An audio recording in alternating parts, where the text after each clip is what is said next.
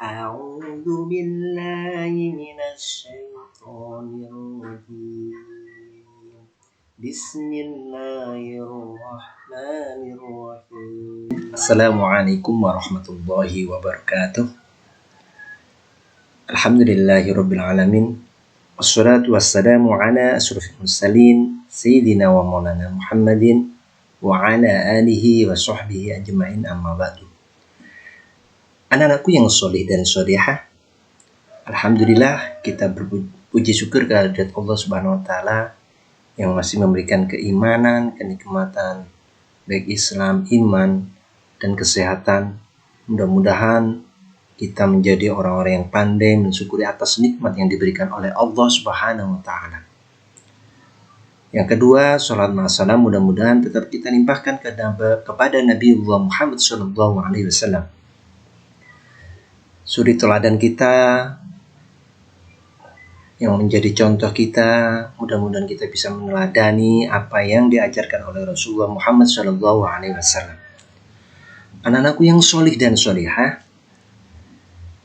pada tanggal 28 Februari 2022 bertepatan tanggal 27 Rajab 1443 Hijriah, yaitu kita memperingati Isra wal Mi'raj 1443 Hijriah. Dalam peringatan Isra wal Mi'raj ini merupakan peristiwa yang diberikan kepada Nabi Muhammad SAW, karena di saat itu Rasulullah Muhammad SAW mengalami beberapa musibah, yaitu kesedihan yang mana pada waktu itu akhirnya Allah memerintahkan kepada Nabiullah Muhammad SAW untuk melaksanakan Isra wal Mi'raj. Anak-anakku yang soleh dan solehah, Allah mempertegas di dalam surat Al-Isra ayat pertama, A'udzu billahi minasyaitonir rajim, bismillahirrahmanirrahim. Subhanalladzi asra bi'abdihi lailan minal masjidil haram ilal masjidil aqsa alladzi barakna haulahu linuriyahu min ayatina innahu huwas samiul basir. Artinya, Maha suci Allah yang telah memperjalankan hambanya pada suatu malam dari Masjidil Haram ke Masjidil Aqsa yang telah kami berkahi sekelilingnya agar kami perlihatkan kepadanya sebagian dari tanda-tanda kebesaran kami. Sesungguhnya Dia adalah Maha mendengar lagi Maha mengetahui. Ini surat yang menerangkan tentang Isra Mi'raj kepada Nabi Muhammad SAW. Anak-anakku yang soleh dan solehah, perlu diketahui apa Isra dan Mi'raj itu. Isra dan Mi'raj ini adalah dua peristiwa yang berbeda namun berlangsung dalam waktu yang sama, dalam satu malam.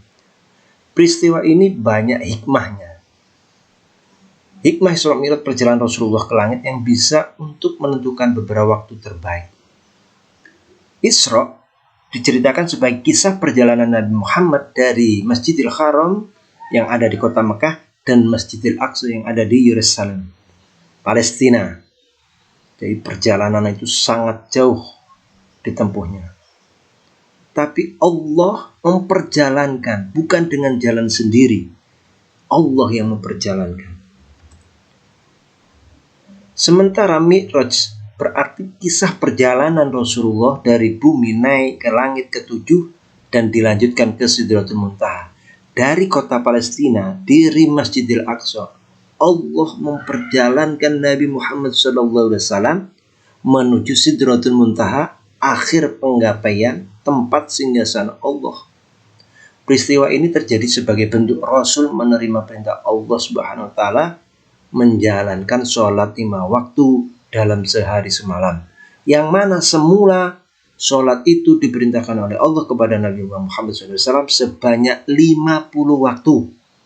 Tapi ketika Rasulullah menerima itu, tidak langsung menerima, tapi mendapatkan masukan dari Nabi Musa. Di saat waktu itu Nabi Musa ada di langit yang ke-6, menyampaikan, wahai Muhammad Rasulullah, engkau tidak akan mampu, umatmu tidak akan pernah mampu melaksanakan sholat yang sebanyak 50 waktu itu. Maka Rasulullah kembali lagi menghadap ke Allah untuk memberikan keringanan.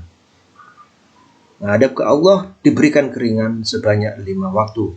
Dan setiap waktu itu Allah memberikan bala sebanyak 10. Anakku yang soleh dan solehah, hikmah apa yang harus kita ambil dari pelajaran Isra dan Mi'raj? Yang pertama, yaitu sebuah perjuangan. Di antara hikmah di balik Isra Mi'raj itu adalah sebuah perjuangan. Orang yang mau sukses, orang yang mau pinter, orang yang mau pandai harus menempuh perjuangan yang keras. Kalian sebagai siswa harus belajar dengan tekun. Jangan diperbanyak main gamenya. Jangan diperbanyak bermainnya. Jangan diperbanyak melakukan hal yang tidak positif. Mau sukses, ya harus berjuang. Mau pandai, ya harus belajar. Itu adalah sebuah perjuangan. Bagaimana Rasulullah SAW diisrakan dan dimi'rajkan oleh Allah setelah mendapatkan kesedihan yang luar biasa. Rasulullah mengalami kesedihan karena ditinggal beberapa orang yang dicintai. Nabi mengalami rasa sedih yang sangat mendalam sehingga Allah Subhanahu wa ta'ala menghiburnya dengan diisrakan dan dimi'rajkan. Anak-anakku yang soleh dan solehah. Yang kedua, ada kemudahan setelah kesulitan. Jadi setiap kemudahan, setiap kesulitan itu ada kesulitan, ada kemudahan setelah ada kesulitan. Ya, setelah mengalami kesulitan pasti Allah akan memberikan kemudahan. Inna ma'al usri yusra wa inna ma'al usri yusra. Nah, di dalam surat Al-Insyirah Allah akan selalu memberikan kemudahan dan kegembiraan yang diberikan kepada Nabi Muhammad SAW setelah mendapatkan kesulitan dan ujian. Siapa yang berhasil melewati ujian kehidupan, maka Allah akan membuat peringkat imannya semakin kuat. Kualitas keimanan akan naik serta akan mendapatkan ketentraman dan karunia dari Allah SWT. Maka ketika kalian sebagai seorang pelajar, maka harus belajar dengan sungguh-sungguh. Kalau belajar sambil bermain terus ya nggak bisa-bisa. Mau naik kelas ya belajar. Mau naik kelas nggak mau belajar. Mau tuntas hafalan nggak mau hafal, nggak akan bisa. Setiap nanti ada kesulitan itu, pasti Allah akan memberikan kemudahan. Yang ketiga, senantiasa izin dengan orang tua. Nabiullah Muhammad SAW ketika melaksanakan Isra dan Mi'raj dari langit ke-1 sampai langit ke-7 itu bertemu dengan beberapa para Nabi Allah. Beliau yang pertama bertemu dengan Nabi Adam alaihissalam yang merupakan bapak dari manusia. Di langit kedua bertemu dengan Nabi Yahya alaihissalam dan Nabi Isa alaihissalam. Di langit ketiga bertemu dengan Nabi Yusuf alaihissalam. Di langit keempat bertemu dengan Nabi Idris alaihissalam. Di langit kelima bertemu dengan Nabi Harun alaihissalam. Di langit keenam bertemu dengan Nabi Musa alaihissalam. Dan di langit ketujuh bertemu dengan Nabi Ibrahim alaihissalam. Nabi Allah Muhammad SAW berjalan dari Sidratul Muntaha, berjalan dari Masjidil Aqsa ke Sidratul Muntaha ditemani oleh malaikat, yaitu malaikat Jibril. Hal ini menandakan setiap pekerjaan yang kalian lakukan harus senantiasa izin kepada orang tua. Mau bermain, izin sama orang tua. Mau pinjam HP orang tua, juga harus izin. Segala sesuatu harus izin sama orang tua. Jangan maunya sendiri. Minta uang izin, jangan ngambil langsung meskipun itu tahu tempatnya. Tahu tempatnya di dompet, tahu tempatnya di tas, langsung ngambil, tidak boleh. Meskipun itu orang tua. Maka Rasulullah Muhammad SAW ketika mau berjumpa dengan Allah itu bertemu dengan para nabi, diizinkan. Kalian biasa ngambil uang orang tua. Bilang ngambil uang orang tua itu. Ambil HP bilang, biar nggak dikatakan sebagai pencuri. Yang keempat, anak-anakku yang soleh dan solehah, hati adalah hal yang terpenting dalam diri manusia. Menyehatkan hati adalah meriasnya jauh lebih penting daripada merias wajah, daripada bersolek tubuh, bahkan lebih penting daripada mengasah otak. Makanya hati ini penting, harus ditata hatinya. Kalau belajar hatinya nggak bagus, pasti nanti bawahnya marah-marah. Marah-marah terus sama orang tua, dimarahin. Padahal orang tua ngasih tahu malah dimarahin. Agar hati selalu terawat, maka hendaknya umat Islam senantiasa menghindari 4 perkara, yakni riya. Jangan suka pamer, aku punya sepatu baru, aku punya tas baru, dikit-dikit pamer, ngasih tahu. Ujub, takabur, sombong, serta hasad, dengki, iri. Gak seneng kalau melihat orang yang bahagia. Jangan sombong. Aku bisa ini, bisa FF, bisa mengalahkan, nggak dapat apa-apa. Buat apa? Ya, yang baik itu adalah untuk mendekatkan diri kepada Allah, sholat dengan baik. Jangan sholatnya sambil bermain. Sholat itu menghadap Allah. Sholat bermain, menghadap Allah kok main-main? Nggak bisa. Anak-anakku yang sholih dan sholihah. Yang kelima, harus memperbaiki kualitas sholat.